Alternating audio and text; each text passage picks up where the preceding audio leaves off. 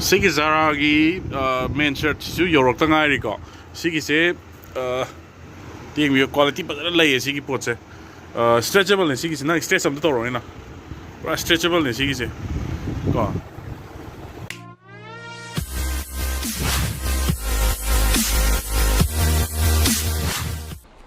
What's up people, Johnny here again. I say matam koi na video namudre ko hajik se tha amuk suram do ma le video namdab se I say Shiroi festival hanak chat ki badu dai khong shok ki ba ko ada ai gi ni da ai gi khu se sat pa ya da ba tare ado hanak khakta ya re ado na ba di hajik chudum khar ka na ri ko aduna isa thok sin yam kana ngam da ba tare ado video su kui da nam da ba kui re ado ai gi urban outfit se sida su stock ano ba ma lak ba tare aduna ai stock ano ba ma se ma do hun jara ke hajik se Monday to Saturday thong hang jai 11:30 morning 11:30 dagina nungdangi pung 3 pawa daily dum hang jai Sunday day close tok jai ko adai video se hojun jara ke mate ko ai khong ji kitang kitang se I chat pada yam kana kano tok tri ko phajana chat pa kana chat pa ngam de hai tar normal ta tri ko ado hojun jara ke ma videos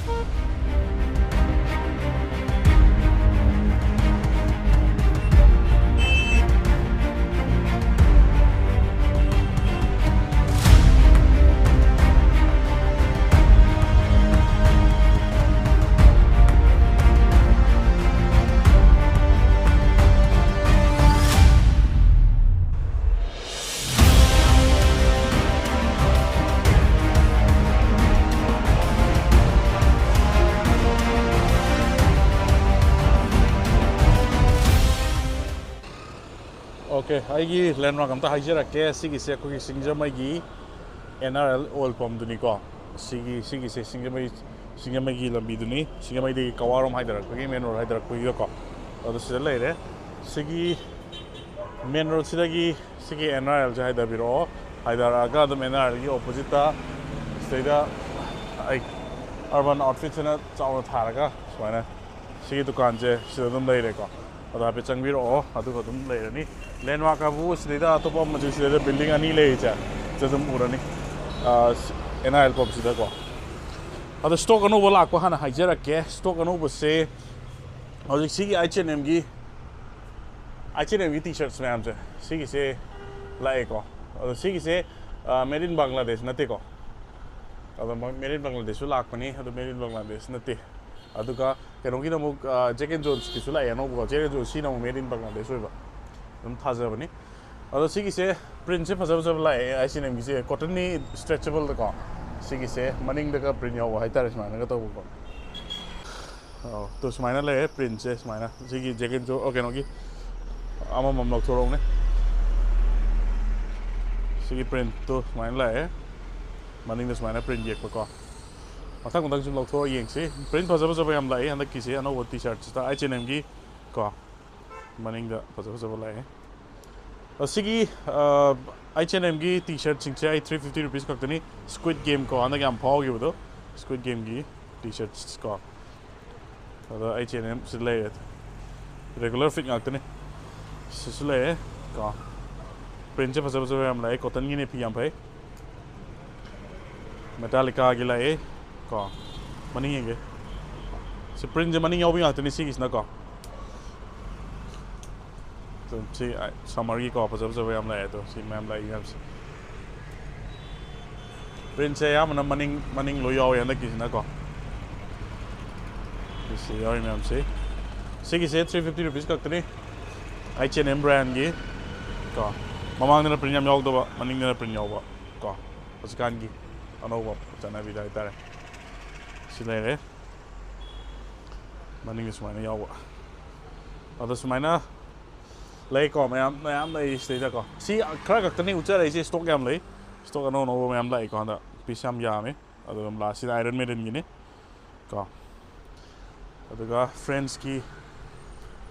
fans le bi raga di wa friends ki su t-shirt yore to yore me so sila sina color gray color gi ta ko sa gi print to lai maning das mana lai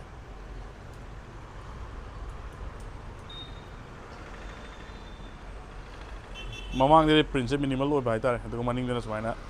loina lak bai tar yaw bai tar ko She's like, she preserve ne, them t-shirts. Dope, I say. Preserve, print preserve ne. Although has a key t-shirts, those they decided stock on the sticker, Canada, Cherang Yorga Mam Lake.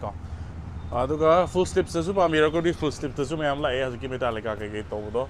Ado Magiraka, full slips, Pram like a money over money the print your white tarica. Some money the print your water, full slip. Full slips is them some money, 350 rupees cocked me. Cost the sit up print, ma'am, your ma'am, like you. Step putting there, 350 rupees cocked me. Other Sigi Hane stock because it told me hill figure stock actony. The stock on over Damo, Habzar, Topadamo, Sigi Vanski. Vanski originally copinateco. See, Prince Kangirani, Sigi embroidery over print nico. Originally, got size double XL bubble. Sigisna 400 rupees lay. Got originally got. Ma'am's color the black or white the York take off. Other guys try the York color is it. Assume was after lay ma'am's got Vans. See color Mangatruk season lay see. Sigizaragi main shirt to York Tangariko. Sigi say the quality but lay Sigi puts it. Stretchable and Sigi not stretch of the Torona. Stretchable and Sigi got. Tira lay on the high quality Sigi shirt. Sigi colors use a color similar. The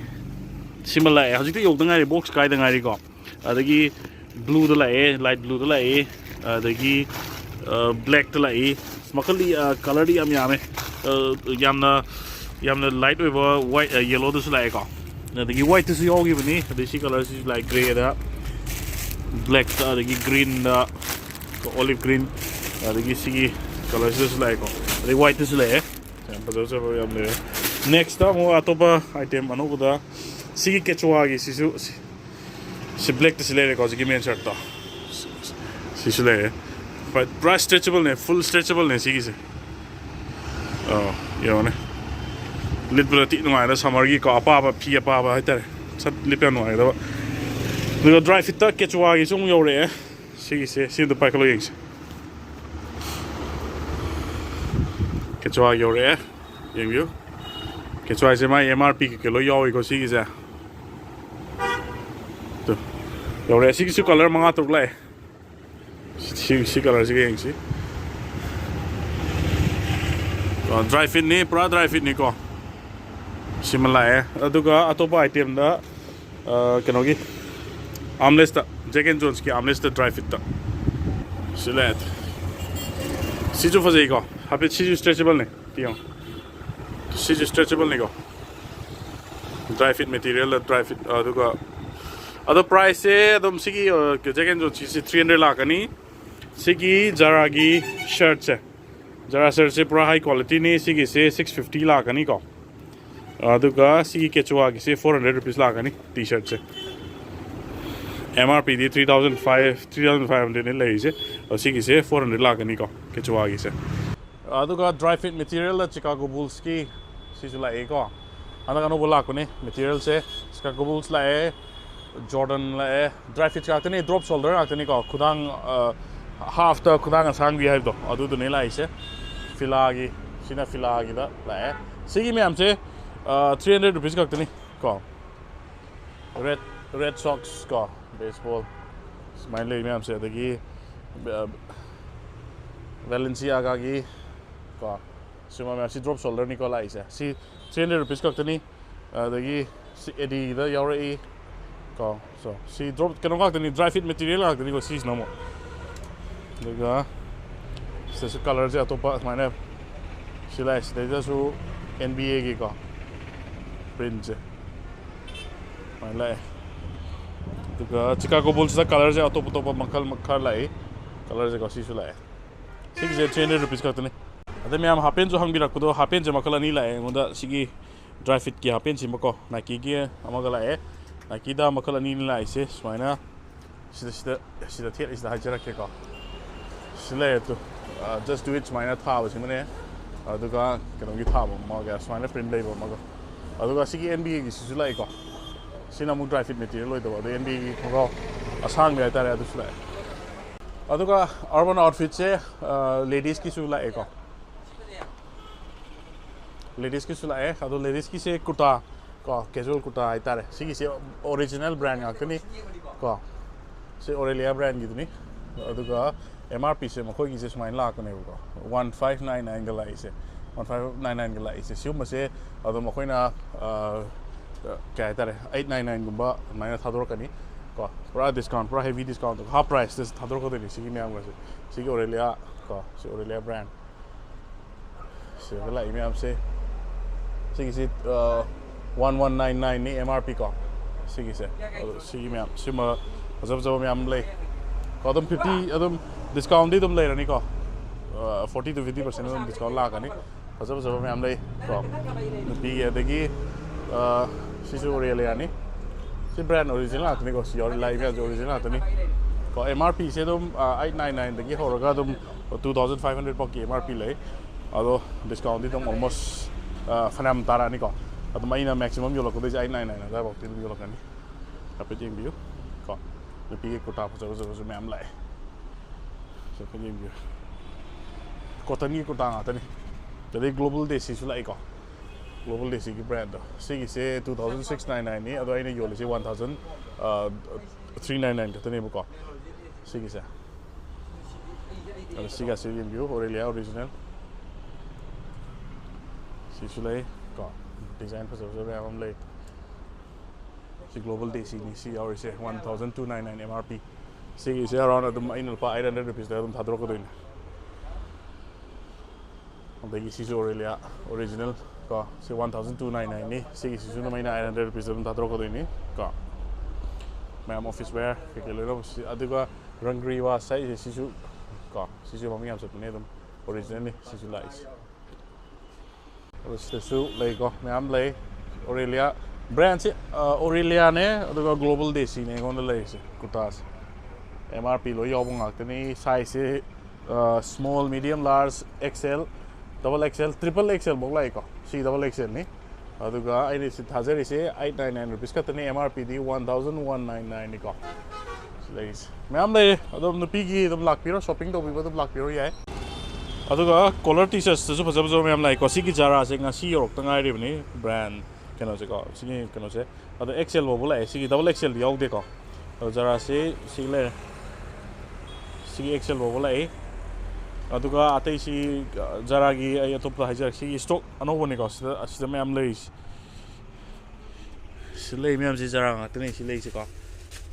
the print bazo me am yori hang to kri kano to bonga tani ngasi nungtin maram yorok pa tani ko white color ga su yori ada medium ne L ne adagi XL ne ohum ne lai sika adu somna kan lai ma si jara nga tani adagi Jack and Jones ki t-shirts ko summer gi su me am lai si Jack and Jones nga tani ko print phajo me am lai si Jack and Jones nga tani siki se ko summer gi adagi me am jeans pamira ka di jeans su lai Levi's ki ko say example am ta hajar ke Levi's ki 6 Levi's ki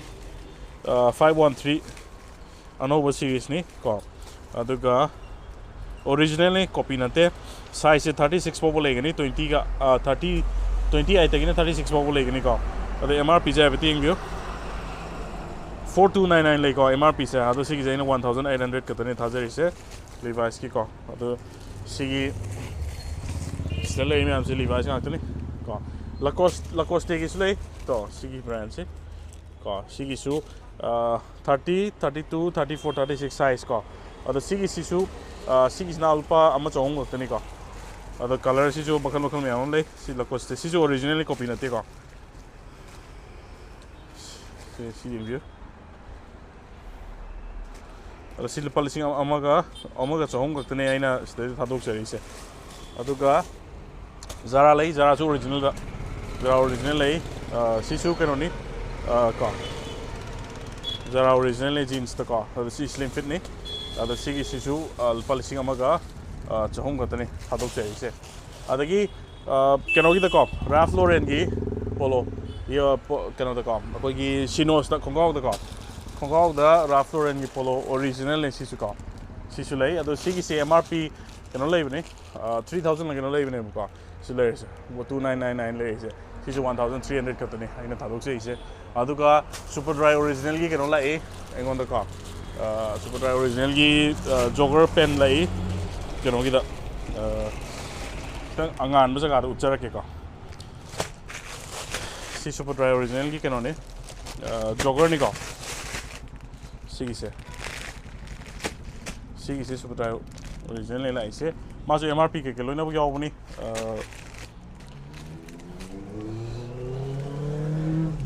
si le re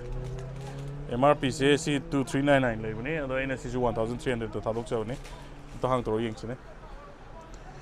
pizza pa bani ko summer gi set to yam nuai ga da ko gi biking ga chat ko khot da nuai ga da ko ngau ni je jogger ni ko lai se si 1300 original super dry football gi jersey sum am lai ko hangon da si se khongau print ni si manung da khongau lo yo ko ni si na ko no khongau si le re ko si se set ta ina 950 thadok cha bani si se kano gi lai PSG lai menu gi lai dagi Bayern Munich gi lai dagi Juventus gi lai Real Madrid gi lai dagi Barcelona lai ka sig mem se size loina bo lai gani small size tagi na XL bo lai gani double XL su lai ko adu sig gi set wena lak pani 950 rupees ta ka dagi Zara gi stretchable plain t-shirts ta lai sig gi sul 300 rupees ka kani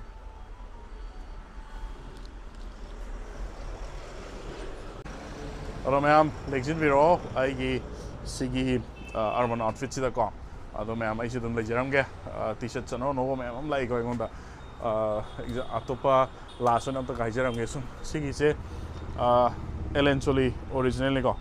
सिगी से Sissu MRP 1000 लै बने सिगी से MRP ने अदो सिगी से 400 rupees ताइने थादोक सबने बको अदो लेक्सिन बिरो urban outfit sta सिंगो मेंगोम लेकाय NRL OilPump dagi opposite adum lai jare exit biro makhan yama yamno hongmo momala adum ai thadok jare ko exit biro ado dosin jare gifte saida matung da sai nungai ma apsara ke adum ngasi wenadi bye bye